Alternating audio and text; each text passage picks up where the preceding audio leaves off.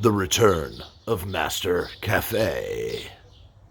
Man, I am told it is really hot in the States right now. It's pretty hot out here. It's like 95 every day. But the sun out here is brutal and intense. There's no trees, there's no covering. It's all just, you're just out in the open. So you really gotta stay covered and not spend an inordinate amount of time outside, or you will feel the brutality.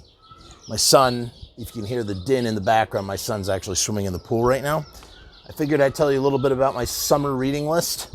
So first up, I have Fare Thee Well by Joel Selvin. I think the name is Selvin, if I'm reading this font correctly.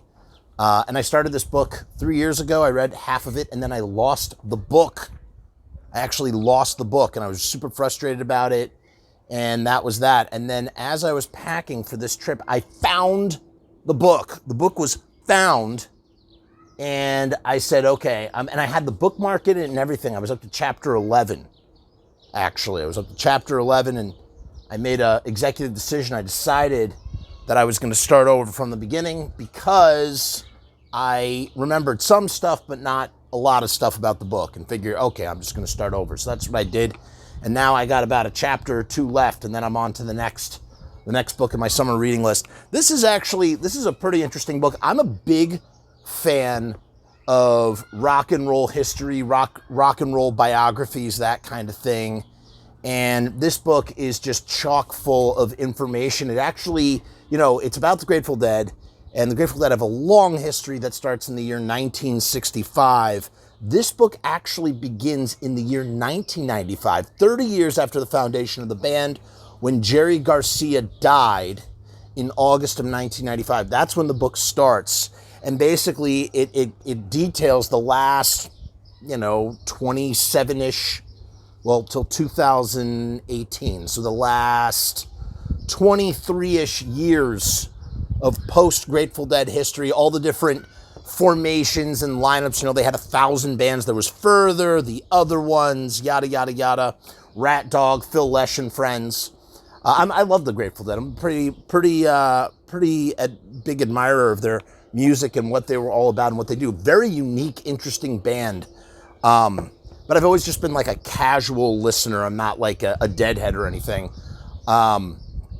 And it's interesting. It's really interesting to hear about the business side of things.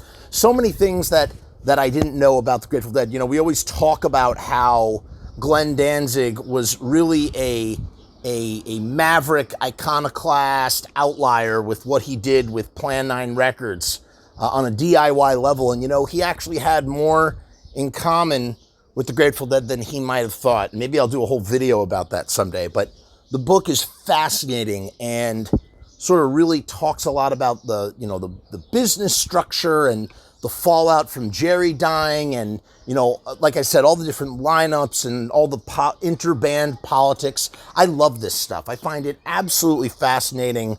It's like political intrigue, but from a band perspective, and I can read about it endlessly. Right now, spoilers, I'm up to the part where they did the Fare Thee Well shows in 2015, which was 20 years. It's interesting, they basically reunited under this name, this moniker, Fare Thee Well. They never played as the Grateful Dead again after that final show with Jerry in 1995 at Soldier Field, but they did come back to Soldier Field 20 years later as Fare Thee Well, which is the title of this book, and performed a show. They did 82 songs. They only repeated 2 songs in that entire 82 song extended set list. They do the Grateful Dead and the jam band scene. They kind of do sets. And another thing that's interesting about the Misfits and the Grateful Dead is that they both basically started an entire genre / scene of music.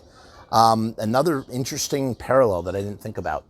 So it's a phenomenal read. I definitely recommend checking it out if you like reading rock books or just music books in general. And yeah. Day, man. Whoa! Whoa! Champion of the sun! Whoa! Master of karate! really fun. Day, man. Woo! Way, yo, way, hey. Whoa, whoa. So tonight I'm gonna try and do a live stream. See if we can replicate the success. Oh, are you okay? Ouchie, that had to hurt. I'm really worried about the bandwidth speed.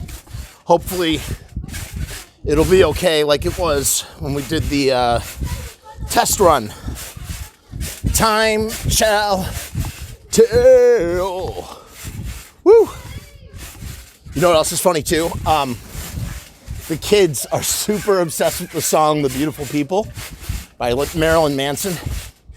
Even my nieces, who don't speak any English, they get a real kick when I walk around the house and they go, "The beautiful people, the beautiful people, the beautiful people, the beautiful people," and they like run away and they like copy me. It's really funny. Say it louder.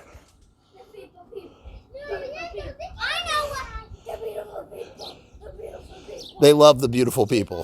The beautiful people. The beautiful people. Oh.